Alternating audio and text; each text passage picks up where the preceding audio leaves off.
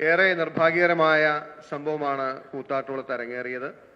അതുമായി ബന്ധപ്പെട്ട അടിയന്തര പ്രമേയം ഇന്ന് സഭയിൽ ഉന്നയിച്ചപ്പോൾ കേരളത്തിന് ബോധ്യമായൊരു കാര്യം, CPM സംസ്ഥാനമൊട്ടുക്ക് നടത്തുന്ന മാഫിയ രാഷ്ട്രീയത്തിന് സംരക്ഷണം നൽകുന്നത് മറ്റാരുമല്ല, കേരളത്തിൻ്റെ മുഖ്യമന്ത്രിയാണ് എന്നതാണ്. ഇന്ന് അടിയന്തര പ്രമേയത്തിന് മറുപടി പറഞ്ഞുകൊണ്ട് ബഹുമാനായ മുഖ്യമന്ത്രി പറഞ്ഞത്, ഒരു പാർട്ടിയിൽ നിന്നും ഒരാൾ മറുവശത്തേക്ക് വരേണ്ടത് രാജിവെച്ചല്ലേ വരേണ്ടത്, നിലപാട് മാറ്റുമ്പോൾ.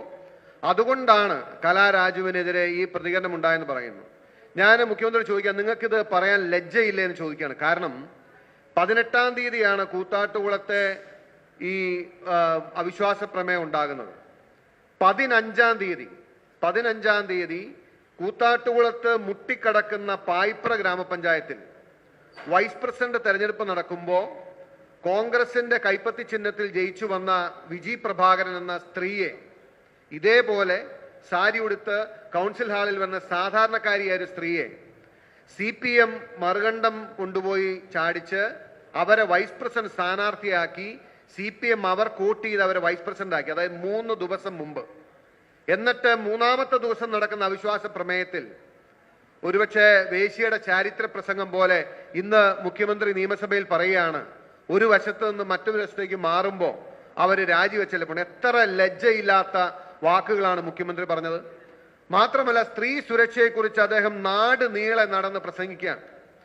കഴിഞ്ഞ ദിവസങ്ങളിൽ ഈ സർക്കാർ തന്നെ വലിയ പ്രചണ്ഡമായ പ്രചരണം നൽകി സ്ത്രീ സുരക്ഷയ്ക്ക് വലിയ പ്രാധാന്യം കൊടുക്കുന്നു എന്ന് വരുത്താൻ വേണ്ടി അവർ ചെയ്തതാണ് നമ്മുടെ ഹണി റോസിന്റെ പരാതിയുമായി ബന്ധപ്പെട്ട കേസ്. ഹണി റോസിന്റെ പരാതി കിട്ടി സർക്കാർ എത്ര പേർക്കെതിരെ കേസെടുത്ത് എന്തൊക്കെ നടപടികളുമായി മുമ്പോട്ട് പോയി. ഞാൻ ഈ കലാരാജുവിന്റെ സംഭവം കഴിഞ്ഞ് ഈ കൗൺസിലറെ കാണുമ്പോൾ അവർ ഏറ്റവും വേദനയോടുകൂടി എന്നോട് പറഞ്ഞ കാര്യം, അവരെൻ്റെ നെഞ്ചത്ത് മാറി മാറി മർദ്ദിച്ചു, എൻ്റെ കഴുത്തിൽ കുത്തിപ്പിടിച്ചു, എൻ്റെ ചെവിയിലെ കമ്മലുകൾ വലിച്ചൂരിയെടുത്തു, എന്നെ പുറത്തും ഇടുപ്പിലുമായി അവർ ചവിട്ടുകയും മർദ്ദിക്കുകയും വലിച്ചിഴയ്ക്കുകയും കാറിലേക്ക് എടുത്തിടുകയും ചെയ്തു. എന്നെ തെറി അഭിഷേകം നടത്തി. ഞാൻ ഇന്നുവരെ ജീവിതത്തിൽ കേട്ടിട്ടില്ലാത്ത രീതിയിൽ എന്നെ അധിക്ഷേപിക്കുകയും ആക്ഷേപിക്കുകയും തെറി വിളിക്കുകയും ചെയ്തു. അപ്പോഴൊന്നും ഞാൻ തകർന്നു പോയില്ല. പക്ഷേ എൻ്റെ മകൻ്റെ പ്രായമുള്ള ഒരു DYFIക്കാരൻ എൻ്റെ സാരി വലിച്ചൂരിയപ്പോൾ എൻ്റെ മാനം നഷ്ടപ്പെടുന്നു എന്ന് കണ്ട് പിന്നെ എനിക്ക് എൻ്റെ എല്ലാം തകർന്നു പോകുന്ന അവസ്ഥയായിരുന്നു. ഞാൻ എല്ലാം മറന്ന് എൻ്റെ മാനം രക്ഷിക്കാൻ ഞാൻ കൗൺസിലർ ആയിരിക്കുന്ന അതേ വാർഡിൽ വെച്ച് പൊതുജന മധ്യത്തിൽ വെച്ച് പാഞ്ചാലിയുടെ വസ്ത്രാക്ഷേപം പോലെ എൻ്റെ വസ്ത്രം വലിച്ചൂരിയപ്പോൾ മാനം രക്ഷിക്കാൻ വേണ്ടി ഞാൻ സാരി പൊത്തിപ്പിടിക്കുകയായിരുന്നു എന്ന് പറഞ്ഞു.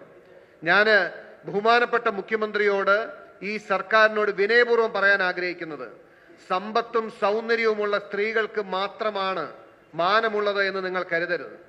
ഈ നാട്ടിലെ സാധാരണക്കാരും പാവപ്പെട്ടവരും പട്ടികജാതിക്കാരും പിന്നോക്കക്കാരും സാധാരണക്കാരുമായിട്ടുള്ള സ്ത്രീകളും അവർ അന്തസ്സോടുകൂടി ജീവിക്കുന്നവരാണ്. അവർ വലിയ വേഷം കെട്ടി വലിയ വേഷപ്പകർച്ചയിൽ വരുന്നില്ല. അവർക്ക് താരപ്രഭയില്ല, അവർക്ക് സെലിബ്രിറ്റി സ്റ്റാറ്റസ് ഇല്ല എന്ന് കരുതി അവർക്കാർക്കും മാനമില്ല എന്ന് ഈ സർക്കാർ കരുതരുത്. കലാരാജുവിന്റെ മാനഹാനിയാണ്, അല്ലെങ്കിൽ വസ്ത്രാക്ഷേപമാണ് കൂത്താട്ടുകുളം നഗരത്തിൽ നടന്നത്. എന്നിട്ട് ചെറുവിരൽ അനക്കുന്നില്ല, നടപടിയെടുക്കുന്നില്ല എന്ന് മാത്രമല്ല, അത് ചെയ്തവരെ ന്യായീകരിക്കുന്ന മുഖ്യമന്ത്രിയാണ് ഇന്ന് ഞങ്ങൾ നിയമസഭയിൽ കണ്ടത്. ഇത് ഈ CPMന്റെ മാഫിയ രാഷ്ട്രീയത്തിന് സംരക്ഷണം നൽകുന്ന മുഖ്യമന്ത്രിയാണ് ഞങ്ങൾ ഇന്ന് കണ്ടത്. കലാരാജുവിനെ CPM തട്ടിക്കൊണ്ടുപോയത് കേവലം അവിശ്വാസം പരാജയപ്പെടുന്നതിന് വേണ്ടിയിട്ടല്ല. CPMന് ഇന്ന് ധനത്തോട് പണത്തോടുള്ള ആർത്തി എത്ര വലുതാണ് എന്ന് കലാരാജുവിന്റെ കാര്യം പരിശോധിച്ചാൽ അറിയാം.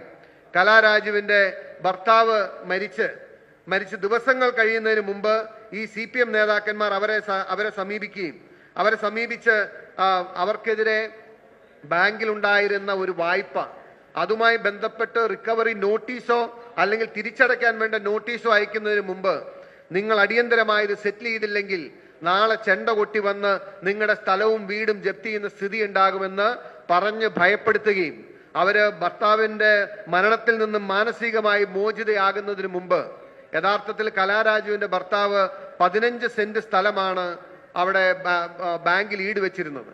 10 ലക്ഷം രൂപയാണ് എടുത്തിരുന്നത്.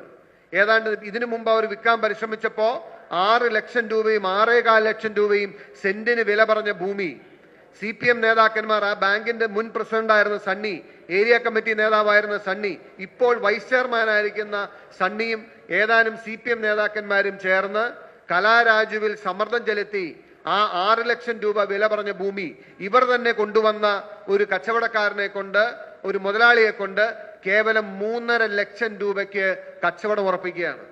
ആ കച്ചവടം ഉറപ്പിക്കുമ്പോൾ 15 സെന്റാണ് ബാങ്കിൽ ഇരുന്നത്. അവർ പറഞ്ഞു 15 സെന്റായിട്ട് അവർ വാങ്ങാൻ തയ്യാറാകില്ല.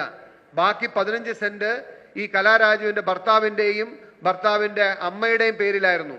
ആ 15 സെന്റ് കൂടി നിങ്ങൾ കൊടുക്കണമെന്ന് പറഞ്ഞ് 30 സെന്റ് സ്ഥലം 3.5 ലക്ഷം രൂപയ്ക്ക് തട്ടിയെടുത്ത CPM മാഫിയാണ്.